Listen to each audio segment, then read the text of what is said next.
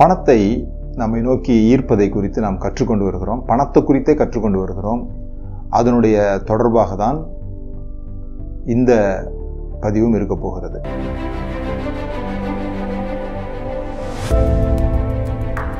பணம் என்றால் என்ன அப்படிங்கிறத பற்றி நான் பேசியிருந்தேன்.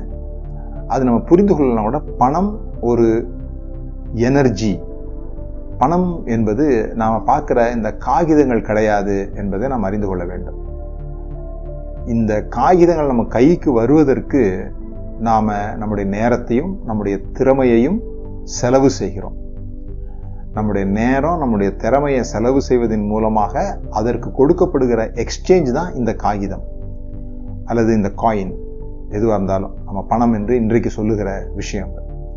ஸோ நம்ம எவ்வளவு எனர்ஜியை ஸ்பெண்ட் பண்ணுறோமோ அவ்வளவு பணங்கள் நமக்கு வருகிறது. இந்த பணம் என்பது ஒரு பொருளாக நம்ம பார்ப்போம்னு சொல்லி சொன்னால், ஃபிசிக்ஸ் படித்தவங்களுக்கு தெரியும், நியூட்டன் லா அப்படின்லாம் நீங்கள் படிச்சிருப்பீங்க.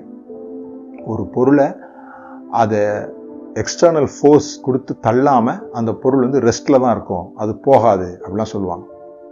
ஸோ இங்கே எல்லாமே ஒரு ஃபோர்ஸ் அப்படின்ற அடிப்படையில் நீங்கள் புரிந்துக்கிட்டிங்கன்னா நம்ம எளிமையாக புரிந்து கொள்வதற்கு நான் இந்த காத்தாடி விடுறதை பற்றி சொல்கிறேன்.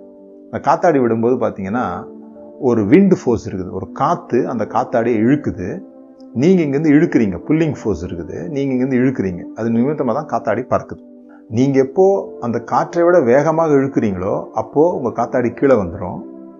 உங்களை விட உங்களுடைய புல்லிங் ஃபோர்ஸை விட காற்று ஃபோர்ஸ் எப்போ அதிகமாக இருக்குதோ அப்போ காத்தாடி மேலே போகும். இப்படி ரெண்டு ஃபோர்ஸ் எப்பவும் நடந்துக்கிட்டே இருக்குது.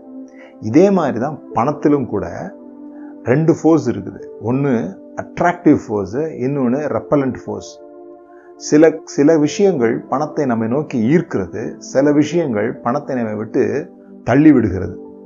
இது தொடர்ந்து நடந்து கொண்டே இருக்கும். யாருக்குமே பணம் தங்களை விட்டு தள்ளுகிற ஃபோர்ஸ் இல்லாமலே இருக்காது. ஆனால் இது ரெண்டு ஈக்குவலாக இருக்கும்போது, சில பேரோட வாழ்க்கையில் இந்த ரெண்டு சக்திகளும் சமநிலையாக இருக்குது.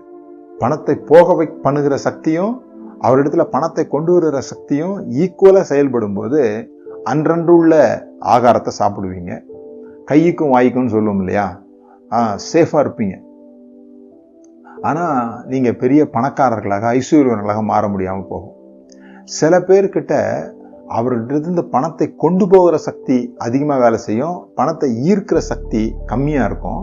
அதுதான் தரித்திரம்னு சொல்கிறோம். யாரிடத்துல அவங்க சம்பாதிக்கிறத விட அதிகமான செலவுகள் அவர்களுக்கு ஆகும் பொழுது, அவர்களுடைய வருமானத்தை விட அவரிடத்திலிருந்து போகிறது அதிகமாக இருக்கும் பொழுது அது தரித்திரத்துக்கு நேராக வழி நடத்துகிறது. யாரிடத்துல இந்த ஃபோர்ஸ் கொண்டு வந்து சேர்க்கிற ஃபோர்ஸ் அதிகமாக இருந்து செலவு பண்ணுகிற அல்லது தங்களை விட்டு பணத்தை கொண்டு போகிற ஃபோர்ஸ் கம்மியாக இருக்குதோ அவர்கள் தான் ஐஸ்வர்யவான்களாகிறாங்க. அப்போ நாம் இதிலிருந்து கற்றுக்கொள்ள வேண்டிய விஷயம் என்னன்னா, பணத்தை எது நம்ம இடத்துல கொண்டு வந்து சேர்க்குதோ அந்த எனர்ஜிஸை கையாள நம்ம கற்றுக்கொள்ளணும். அதை எப்படி, அந்த ஃப்ளோவை எப்படி கிரியேட் பண்றது, எப்படி அதிகமான பணத்தை நம்ம நோக்கி அட்ராக்ட் பண்றது. பணத்தை நாம தேடி போகிறது இல்லை, நாம் அதை அட்ராக்ட் பண்ண முடியும், அதை நம்ம நோக்கி ஈர்த்து கொள்ள முடியும். அந்த அட்ராக்டிங் ஃபோர்ஸை, அதுதான் நம்ம லா ஆஃப் அட்ராக்ஷன் அப்படின்லாம் சொல்றாங்க. அதுக்கு சில வழிமுறைகள் இருக்குது. அந்த வழிமுறைகளை நீங்கள் கற்றுக்கொள்ளும் பொழுது, அதை தான் நான் ஒவ்வொரு வாரமாக சொல்ல போகிறேன்.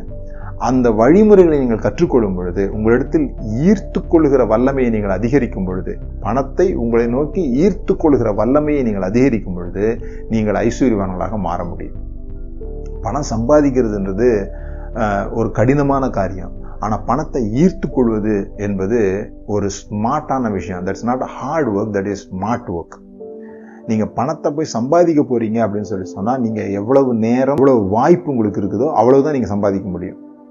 ஒரு 8 மணி நேரம் வேலை செஞ்சீங்கன்னா உங்களுக்கு இவ்வளோ சம்பளம் அப்படின்னு சொன்னால் நீங்கள் 8 மணி நேரம் வேலை செஞ்சால் அவ்வளோதான் சம்பளம் கிடைக்கும் உங்களுக்கு. ஆனால் இந்த பணத்தை ஈர்த்து கொள்ளுகிற விதிகளை நீங்கள் அறிந்து கொள்ளும் பொழுது, இதை தான் நம்ம ஆசீர்வாதங்கள் என்று சொல்லுகிறோம். கர்த்தருடைய ஆசீர்வாதமே ஐஸ்வர்யத்தை தரும் அப்படின்னு சொன்னால் இந்த அட்ராக்ஷனல் ஃபோர்ஸ் உங்களுக்கு அதிகமாக இருக்கணும். அதை சரி பண்ணிக்க முடியும். அந்த ஃபோர்ஸை நீங்கள் கிரியேட் பண்ண முடியும்.